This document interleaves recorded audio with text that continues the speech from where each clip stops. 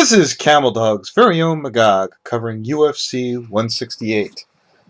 I'm going to cover all the matchups of interest that I can offer any insight on. Bobby Volker is facing former Brazilian tough competitor William Marcio. Willie only has one official fight in the UFC, and it's a loss. I'm going to go with Mr. Volker, but I've had mixed results with Strikeforce challengers, and this one's kind of iffy. John Howard is fighting the 20th hijacker, Sierra, who's been a long since patron saint of Camel Dog. With that said, Camel Dog has had a long history of backing losers, so Howard is one of my top 5 locks of the night. Gleison Tebow is fighting Michael Johnson. Michael himself seems to implode under his own success, much like Joe Lozon.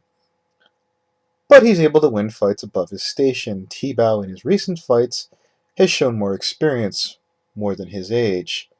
He's been very durable. His cardio, despite his age, has been holding up amazingly well. I got Tebow by size, strength, and experience. Chris Lieben is facing Uriah Hall in a loser leaves town fight, and honestly, I have a feeling I'll be watching either of these guys if they lose again down the road, just somewhere else. Hall's movement should be more than enough to pepper Lieben to an early or a late stoppage, rather, or a decision. Fighters have gotten wise to Chris Lieben's game plan, and they know what to expect and know what not to do. Dustin Poirier is fighting Diego Brando in what should be easily a straightforward fight to predict. Dustin is hardworking despite his mediocrity, and Diego is more of a 5-minute miracle. Diego's chin should keep him from being finished. Worst case scenario, he survives the early storm and perseveres. Whereas I can't see Diego coming from behind to take the victory. Jim Miller gets an easy layup by fighting BJJ Brazilian, who's failed against Melvin Guillard in a fight that went to the decision. I'm not even going to bother to learn the other guy's name. This would be lock of the night if you needed to get a quick pick. Just remember Jim Miller.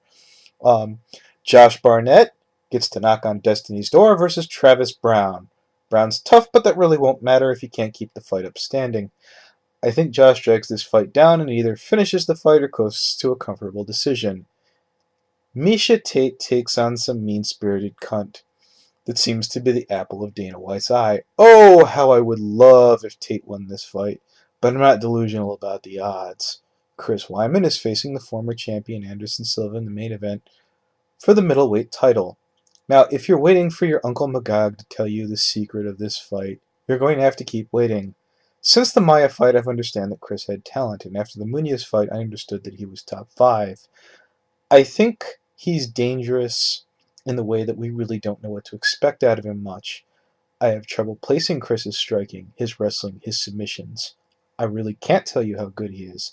I could suggest his submission defense is about an A. It seems his wrestling is at least an A-, conservatively speaking. His cardio, when he's in shape, has never seemed to fail him. Even when he's out of shape, it never seems to have failed him. He did beat Damian Maia on short notice. I don't see Maia tapping Chris. And if Anderson is put on his back, I don't feel Anderson should be able to keep... If Anderson is put on his back. But I do feel that Anderson should keep from being KO'd again. It feels weird after all this time, for this fight is almost here. I suspect a serious and focused Anderson will have very dangerous standing. Will he feel comfortable? Will Chris be overconfident? I can't tell you about this fight without talking out my ass. There's been a lot of bad style matchups for Anderson in the past, and I just can't tell you, Dan Henderson was supposed to be the guy to get this done. Damian Maia was supposed to be the guy to get this done. Chael Sonnen was very unassuming about Chris Weidman, that he just doesn't leap out at you, that he doesn't seem to have all the bells, alarms, and whistles that's attached to all those other fighters. And yet, he has the talent that backs it up. Chris Weidman seems to be that quiet, confident fighter that's appeared out of nowhere outside of the normal dime-a-dozen hyperbole that's attached to damn near everyone, prospect and or contender. I did predict Chris last time, but this time I give pause. Thank you.